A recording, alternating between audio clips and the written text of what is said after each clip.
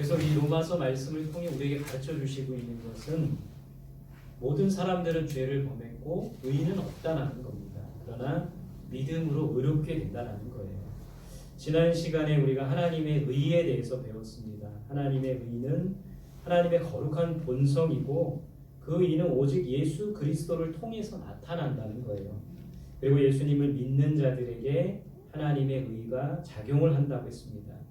오직 예수 그리스도로 인하여 의롭게 되고 또한 의롭게 된 자로 살아가는 저와 여러분들이 되었으면 좋겠습니다.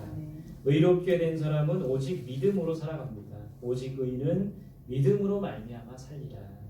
예수 그리스도로 의로워진 우리들이 믿음으로 이 세상을 살아갈 수 있기를 소망합니다.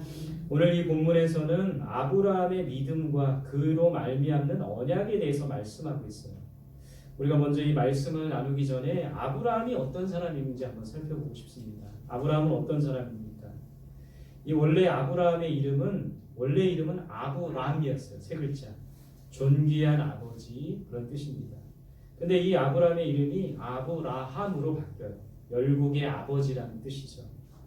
메소포타미아 갈대아 우르 출신이고 데라의 아들이며 사라와 결혼을 합니다. 나중에 첩으로 그두라와 하갈을 두었습니다. 하갈이 낳은 아들이 누굽니까? 이스마엘이죠. 아브라함은 하나님의 부르심을 받았고 그 약속을 믿고 아버지의 집을 떠납니다. 그리고 하나님께서 약속하신 땅으로 갑니다. 하나님과 언약을 맺고 살아가게 되는 것이죠. 아브라함은 인간적인 면에서는 허물과 실수가 많았지만 하나님께서 약속하신 것을 끝까지 이루어 주십니다. 100살의 아들 이삭을 얻게 되고 약속하신 땅에 거주하게 됩니다. 그리고 나서 아브라함은 175세에 죽음을 맞이합니다. 이 아브라함을 보면서 깨닫게 되는 것은 사람은 실수하고 허물이 많지만 하나님께서는 약속하신 것을 신실하게 이루어 가신다는 것입니다. 약속을 이루시는 주체는 하나님이시고 우리는 믿음으로 살아가면 된다는 거예요. 이 아브라함의 이 모습을 우리에게도 적용시켜 보면 우리도 실수하죠. 허물이 많은 사람이죠. 저 역시도 허물과 실수가 많은 사람입니다. 여러분 보시기에는 없어 보여도 허물과 실수가 많은 사람이에요. 저희 가족들이 자주 하는 말은 뭐냐면 아빠는 설교할 때가 제일 멋져. 이 말에는 설교할 때도 멋있다는 말이 아니라 설교할 때만 멋있다는 거예요. 평소에는 실수도 많이 하고 허물이 많다는 거죠. 가족들은 다 알아요. 우리들도 그렇지 않습니까? 실수도 많고 허물도 많은 아브라함과 같은 사람이지만 하나님께서는 우리가 실수가 많다고 허물이 많다고 그 약속을 취소하시는 것이 아니라 끝까지 그 약속을 이루어 가신다라는 거예요. 결국 아브라함이 의롭게 된 것은 자신의 의로움 때문이 아니고 오직 믿음 때문입니다. 잘난 사람이, 성품이 좋은 사람이, 훌륭한 사람이 의롭게 되는 것이 아니라 오직 믿음으로 의롭게 됩니다. 아브라함을 통해 그것을 깨닫게 되기를 소망합니다. 1절, 2절에서는 이것을 밝혀주고 있습니다. 우리 함께 읽어보겠습니다. 시작. 그런즉 육신으로 우리 조상인 아브라함이 무엇을 얻었다 하리요. 만일 아브라함이 행위로서 의롭다 하심을 받았으면 자랑할 것이 있으려니와 하나님 앞에서는 없느니라. 자, 아브라함이 육신으로 무엇을 얻은 것이 아니라고 합니다. 행위로서 의롭다 하심을 받지 않았다고 합니다.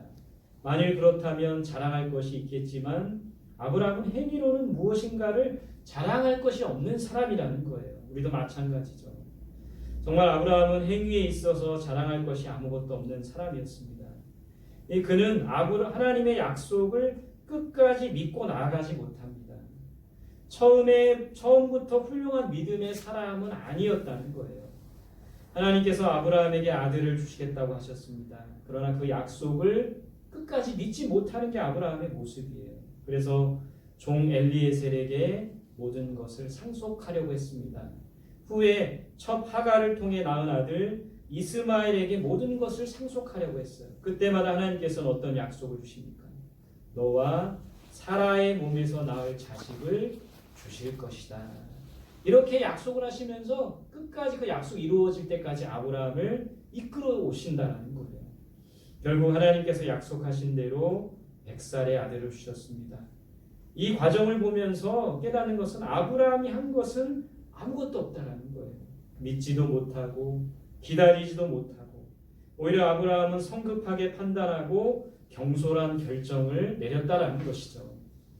이 아브라함은 하나님과의 관계에서만 신실하지 못했던 것이 아닙니다. 사람과의 관계에서도 그랬어요. 특히 아내 사라에게 믿음을 주지 못했습니다. 아브라함이 2번씩이나 아내 사라를 누구라고 합니까? 누이라고 했습니다. 창세기 12장 애굽으로 갔을 때 그랬고 창세기 20장 그랄 왕 아비멜렉에게 누이라고 합니다. 왜 그랬습니까? 자기만 살려고 그랬던 것이죠. 한 번은 봐주지만 2번씩이나 우리 여성분들 계시지만 남편이 잘못하면 한 번은 봐주죠. 2번 똑같은 잘못 2번 하면 어떻게 합니까? 맞아요. 한번으로 핥히고 물어뜯고 그죠? 가만히 있지 않을 거죠. 사라가 정말 대단해요. 근데 이 모습을 아들 이삭도 본받아 똑같은 실수를 하죠. 부정자전이라고 합니다. 창세기 26장에 똑같은 모습을 보여요. 자기 아내 리브가를 누이라고 하라고 했던 것이죠.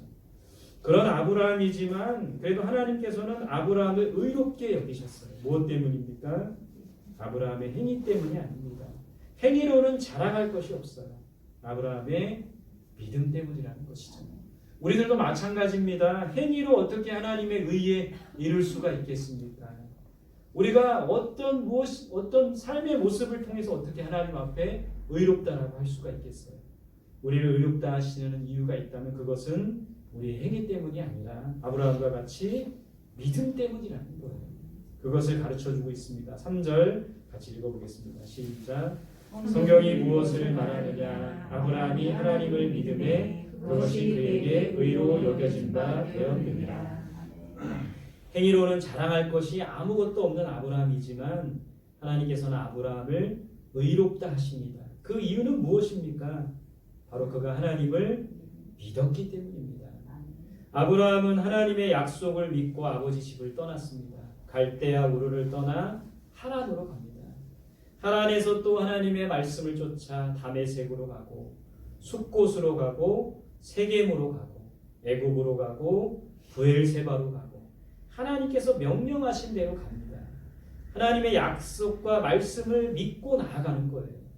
그래서 아브라함을 믿음의 조상이라고 합니다. 그가 믿었기에 의롭게 여기신 겁니다. 그러나 우리가 성경을 살펴보면 사실 처음부터 아브라함이 대단한 믿음을 소유하지는 않았습니다. 막연한 믿음, 처음부터 하나님이 어떤 분이신 줄 알고 믿고 쫓아간 게 아니라 막연한 믿음. 뭔가 이 아브라함을 강하게 이끄는 절대적인 힘과 그 음성을 쫓아갔다고 볼 수가 있는 겁니다. 그랬던 그가 정말 믿음이라는 것을 갖게 된 것은 아들을 바치는 과정이라고 할 수 있어요.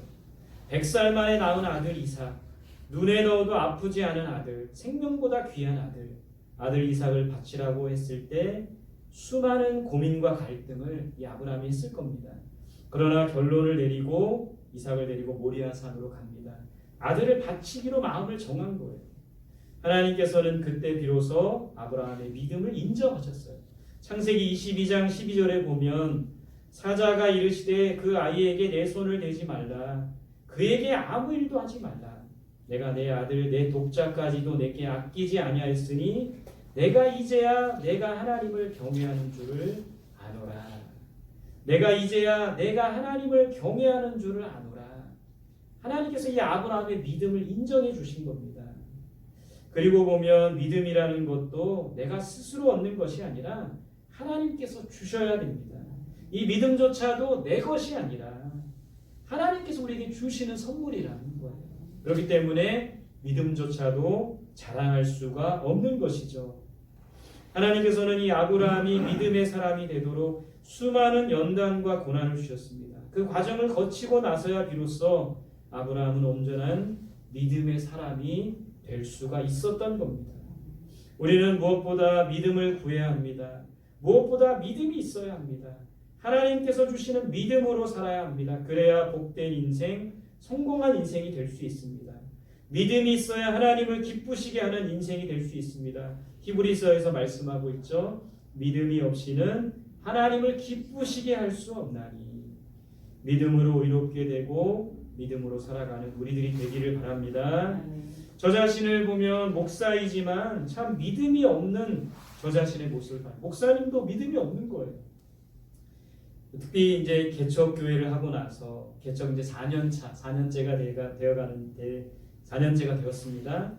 교회와 가정에 대해서 제가 믿음이 없었던 것 같아요. 하나님께서 이 3년 넘게 동안 수많은 시행착오를 거치면서 믿음을 점차 주신 것을 제가 경험했습니다. 너와 내 가족, 내 교회는 내가 책임진다. 이런 믿음을 점차 주시는 거예요. 처음부터 이런 믿음을 갖는 게 아니라 믿음이 없었던 거예요. 그러니까는 저의 생각이나 저의 방법이나 저의 어떤 계획으로 나아가는 것이죠. 실패하는 겁니다. 그런 실패와 시행착오를 거쳐서 우리가 더욱더 믿음이라는 것이 조금씩 생기게 된 것이죠. 하나님은 우리의 어떠함을 보시기보다는 우리의 믿음을 보신다라는 거예요. 아브라함과 같은 이런 시행착오를 통해서 더욱더 믿음의 사람이 되는 우리 모두가 될 수 있기를 소망합니다. 7절 8절 말씀 같이 보겠습니다. 시작. 불법이 사함을 받고 죄가 가려짐을 받은 사람들은 복이 있고 주께서 그 죄를 인정하지 아니하실 사람은 복이 있도다 함과 같으니라. 오늘 우리 7절 8절 말씀을 공동번역 성경에 보면 어떻게 이렇게 돼 있습니다. 하나님께서 잘못을 용서해 주시고 죄를 덮어 주신 사람은 행복하다.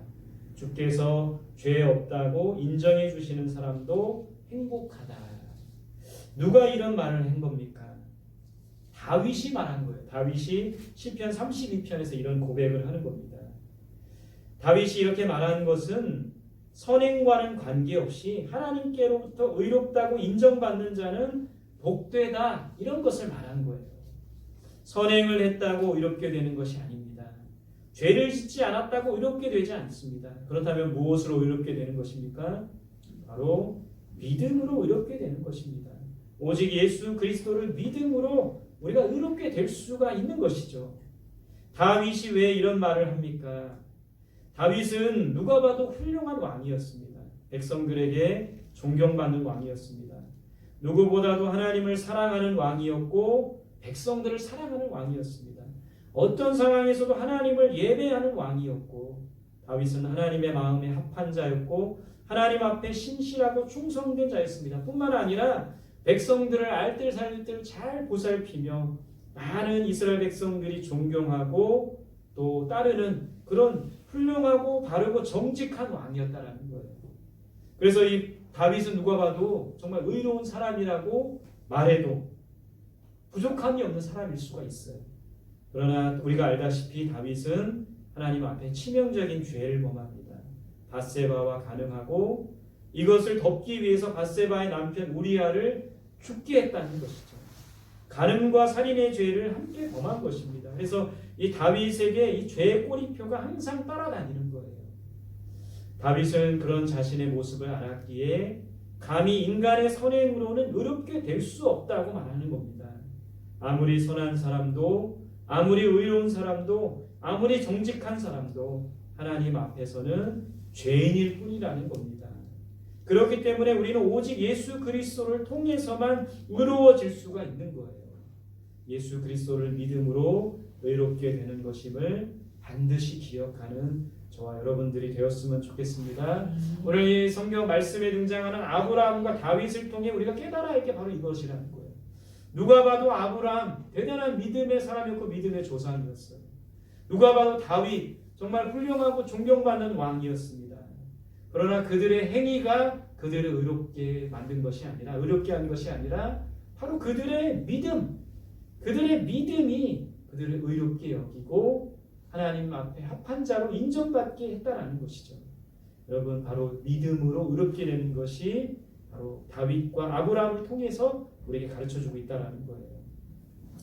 자, 오늘 7절 8절 말씀에 주께서 그 죄를 인정하지 아니하실 사람은 복이 있다고 했습니다. 그러나 그 이후에 보면 그 복은 할례를 받은 자에게 있는 것일까요? 할례를 받지 않는 자에게 있는 것일까요? 갑자기 할례 문제를 거론하고 있어요. 왜 할례의 문제를 거론한 겁니까? 할례와 의로움이 무슨 상관이 있는 거예요? 여러분, 할례는 하나님과 이스라엘 백성들의 언약의 증표입니다.